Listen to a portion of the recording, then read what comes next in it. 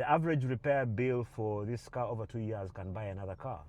It doesn't matter that I probably don't have enough fuel to be able to get home in this car. But that's besides the point. The point is that where I am, people will think I belong.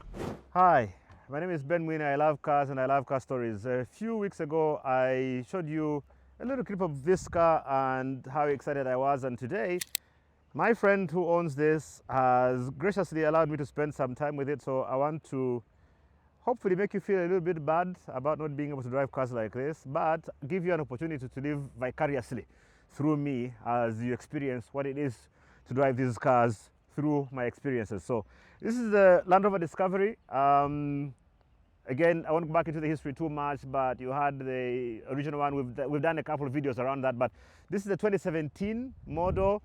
Very modern. They beefed it up and improved it. Daytime running lights, up to speed in terms of technology and everything. It looks amazing.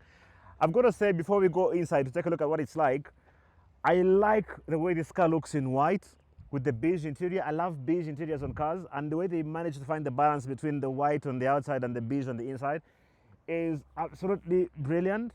I know I have said before when we did the RR4 and when we did the quick video with this that I did not like the way it looked. I am sorry, because obviously when you're next to it, it looks really good. I don't know how they did it, but it looks amazing. Sits on big chunky tires. It's got an imposing presence. It's got a very raised ride height. It's a brilliant, brilliant looking car, and it's imposing. And we're going to go take a look at what it's like on the inside and then drive it around. So come, let's do that.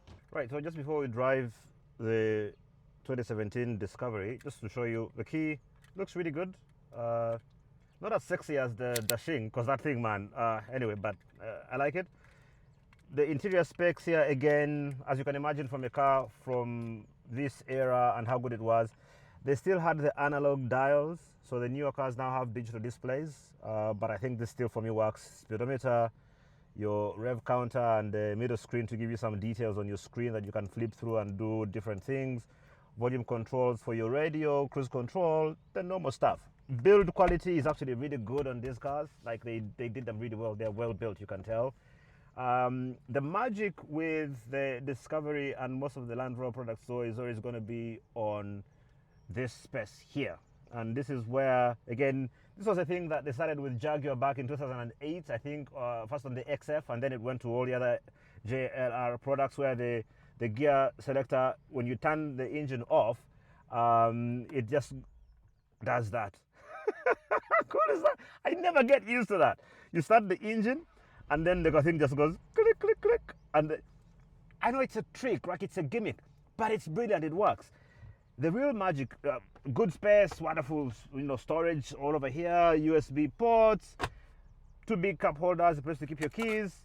No wireless charging. Wireless charging only started being a big thing, I think, in 2021 or 22 there. So this didn't have that. But the real magic with these things was here, your different driving modes. So this thing can drive through mountains. This is your low range gearbox. It can drive through, rocks. It can drive through desert. It can drive through snow. You can drive through sand. It can literally go anywhere. That's the idea behind this car. Also, it's already a high car, but you can actually raise it even further with this and make it, I've seen some of these things being lifted up and it looks almost like a Maguru Kumi when off the ground.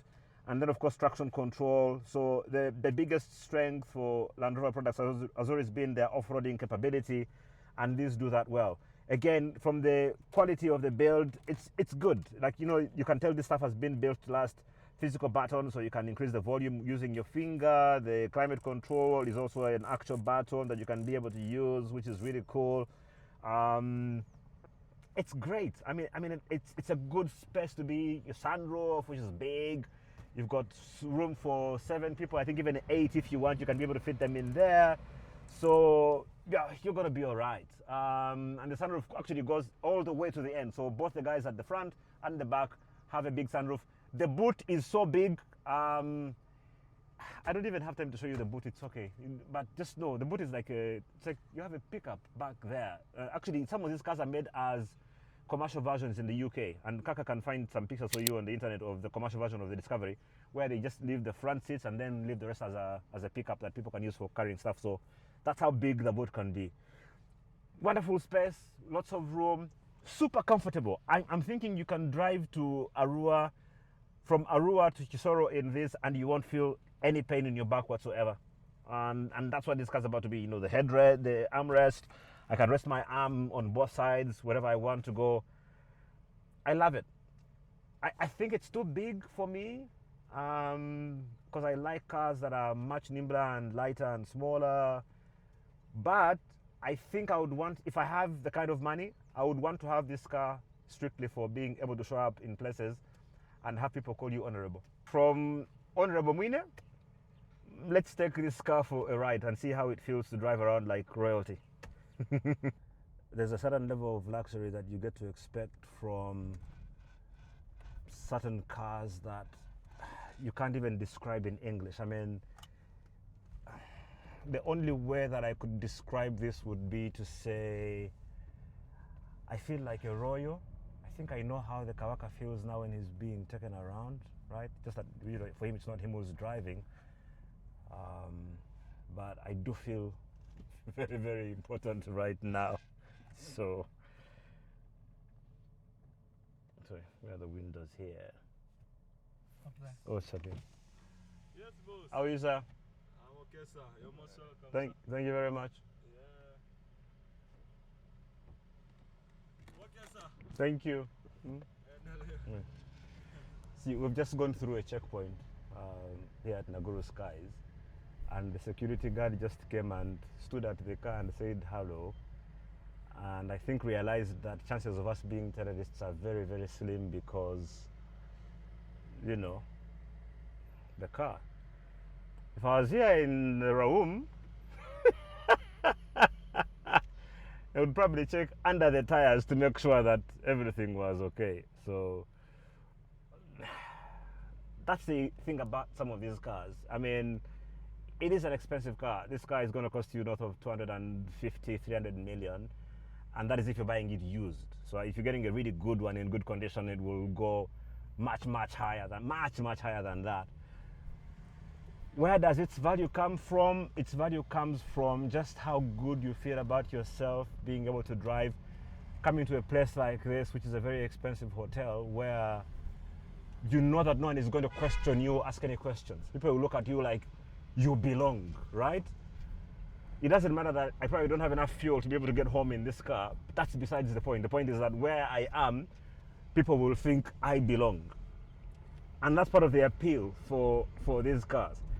In terms of the interior, you can tell that this is an 8-year-old car now. The buttons and everything, I mean, it's perfect. It works well, right? You can just tell that it's beginning to show based on the modern stuff that we have. Now the newer ones now have all these screens and everything. But for me, I think I prefer this because it is still old school and it works. And I won't even bother going into the issues around its acceleration and the powertrain and the fact that these cars, their biggest strength is that they were built to be really, really strong off-roading. But in Uganda, I don't think you're ever going to find a place where the capability of this car is ever going to be tested unless you deliberately look for it. But otherwise, any village you want to go to, I've been hearing that there's I think some really bad roads in Oyam or whatever. This thing will go and chew those for breakfast. So for me, it's really, this car is about feeling good about yourself and the fact that you have arrived and the fact that you can show up at weddings and people will be proud to call you their cousin. You know, you show up at offices and Gatemen won't check you. I can see why that would be worth it. So if you have made the money, if you have worked hard and made some good money, I honestly don't see why you wouldn't want to buy one of these. What's the point? You're going to die and leave it behind anyway, so spoil yourself a little, buy a good car. That's what I would say, right? And so this, compared to the Range Rover, I'll finish by, you know, I'll show you a little bit around and what the car does, but I think I would prefer this over the Range Rover in terms of comfort. The seats are perfect. The sitting position is perfect. The car is a bit, you know, the shape, the headroom, the sunroof, it sits 7 people very easily, very, very comfortably. It's got a very good Meridian sound system. It's a good car. Again, I try to be as objective as I can, and people will tell you about issues with maintenance, and yes, they're expensive to maintain, but if you're going to buy this car, you should be ready to be able to put money aside to fix it when it goes wrong, because when it does go wrong, the parts will be expensive. The shock absorbers are going to cost millions of shillings, right? The average repair bill for this car over 2 years can buy another car.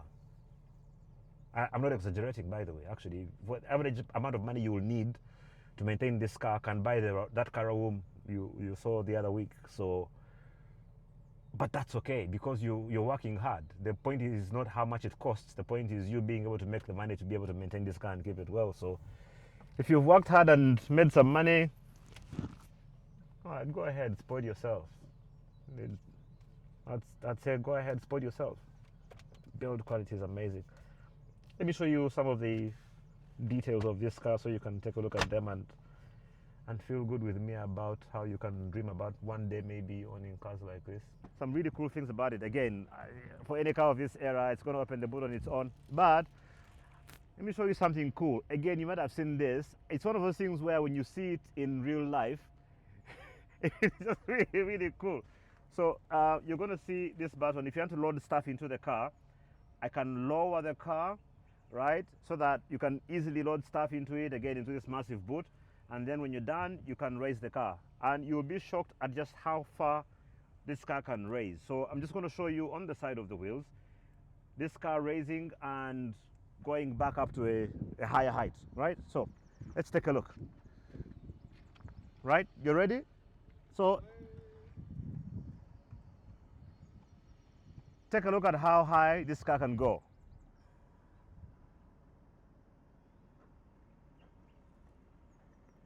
It almost feels like it's going to tip over.